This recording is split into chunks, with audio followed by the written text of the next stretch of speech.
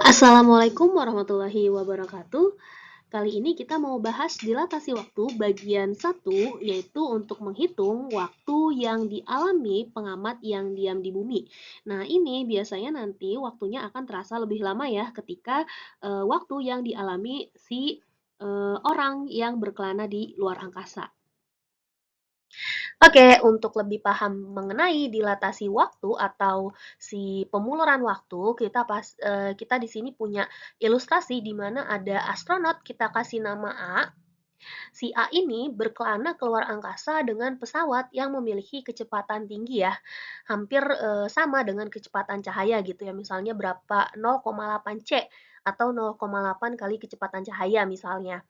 Nah, kemudian di sisi lain ada si B. Si B ini adalah pengamat yang tinggal atau diam di bumi. Nah, ketika itu si A kan bergerak sangat cepat ya. Ketika A bergerak sangat cepat, selang waktu yang diamati akan terasa lebih lama dibandingkan B yang diam. Jadi ketika A kan lagi bergerak nih ya, bergerak dengan kecepatan tinggi. Ketika A mengamati si B, waktu yang diamati menurut A itu akan terasa lebih lama karena kan dia lagi bergerak cepat, sedangkan yang diamati ini dia diam di bumi gitu. Nah, sementara itu ketika B yang diam di bumi mengamati waktu kejadian yang sedang berlangsung oleh A, itu akan terasa cepat karena si A ini sedang bergerak dengan cepat atau dengan sangat cepat gitu. Kita bisa hitung dilatasi waktu dengan rumus delta T sama dengan delta T0 per gamma. Ya, yang perlu kalian perhatikan di sini gamma atau tetapan Laplace itu bisa diganti dengan akar 1 minus V per C dikuadratin. Sebelum keterangannya lebih lanjut, kita pahami dulu ya di sini V itu adalah kecepatan, kemudian C itu adalah kecepatan cahaya dalam ruang hampa. Jadi kalau V itu ibaratnya si astronot ini kan pergi menggunakan pesawat nih. Nah, nanti pesawatnya kecepatannya berapa tuh? Gitu. Kalau C itu sendiri adalah kecepatan cahaya. Kemudian kecepatan cahaya juga di sini ada nilainya. Kita bisa pakai 3 kali 10 pangkat 8 meter per sekon kalau di soal tidak diketahui. Kemudian untuk tadi ya gamma atau tetapan Laplace itu bisa diganti dengan ini ya akar 1 min V per C kuadrat. Nah, ada delta T dan ada delta T0. Pertama, ya, delta T0. Delta T0 adalah selang waktu yang diamati pengamat yang diam. Nah, jadi gini kan si B tadi ngamatin si A ya. B ngamatin ketika A pergi berkelana keluar angkasa. Nah, itu kan waktunya cepet ya.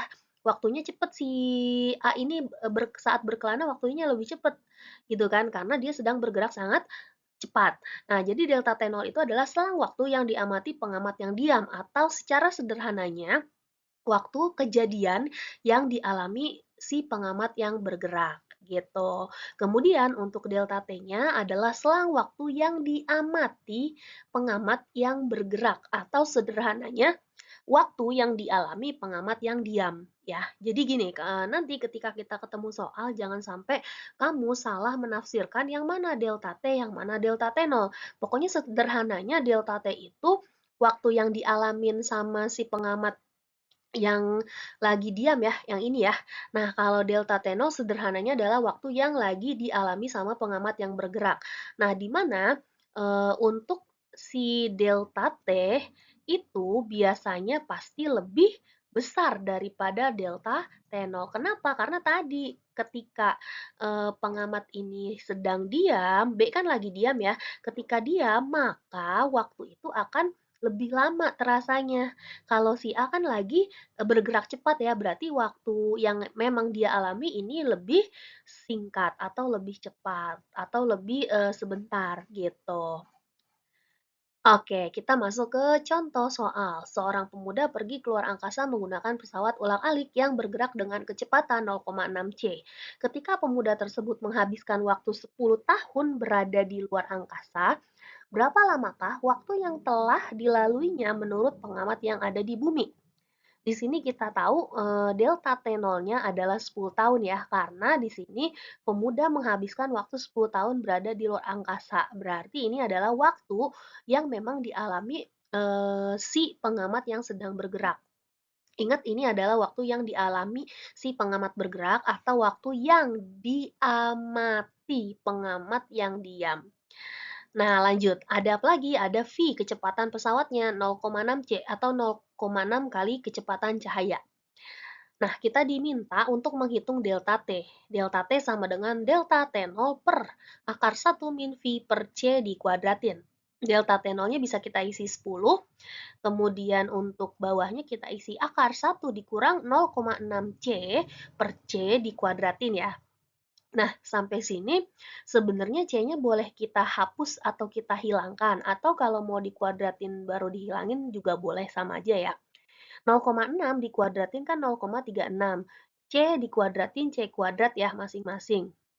Jadi mau dihilangkan dari sini, atau misalnya dari awal dari sini, sama aja ya. Nah, sisalah 1 dikurang 0,36. 1 dikurang 0,36, kita dapat berapa?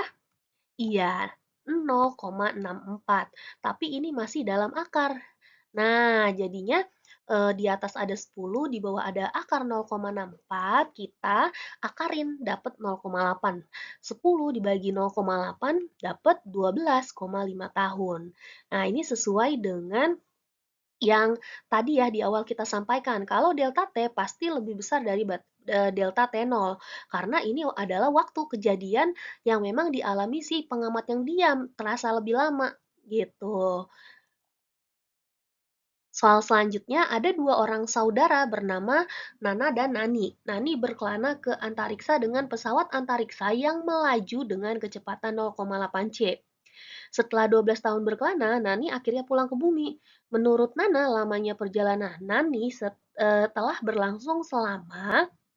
Nah, lagi-lagi di sini kita bicara dilatasi waktu. Ada apa aja? Ada delta T0 yang di soal 12 tahun ya. Kenapa delta T0? Karena setelah 12 tahun berkelana, siapa yang berkelana? Si Nani. Nani itu di mana? Nani itu di antariksa ya, dia berkelana di antariksa. Berarti kan waktu pengamat yang bergerak. Waktu yang memang dialami si pengamat yang bergerak, berarti delta T0, 12 tahun. Nah, terus menurut Nana, Nana ini kan yang tinggal di bumi ya. Lamanya perjalanan Nani telah berlangsung selama. Nah, ini berarti yang ditanya adalah delta T-nya. Sedangkan untuk V-nya 0,8 C ya di soal. Sama seperti tadi kita masukin angkanya, delta T0-nya adalah 12 dikurangi akar dari 1 dikurang 0,8 C dikuadratin ya per C kuadrat. Oke, sampai sini kita kuadratin 0,8-nya jadi 0,64 kalau dikuadratin, kemudian masing-masing C kuadrat ya, kita coret. Oke, kita coret, kemudian sampai sini kita apain lagi? Iya, kita kurangin. 1 dikurang 0,64 dapat 0,36. Nah, jadi 12 per akar 0,36. Sampai sini kita akarin 0,36 itu dapat 0,6, 12 dibagi 0,6 dapat berapa? 20 tahun. Jadi, untuk lamanya perjalanan Nani telah berlangsung selama 20 tahun menurut si Nana yang diam di bumi. Ya, lama ya. Kalau ditanya lama, kenapa? Ya tadi, karena si Nana ini kan diam. Terakhir ada soal latihan, silahkan dikerjakan. Semoga kamu bisa belajar dari soal ini. Yuk kita diskusi hasilnya di kolom komentar.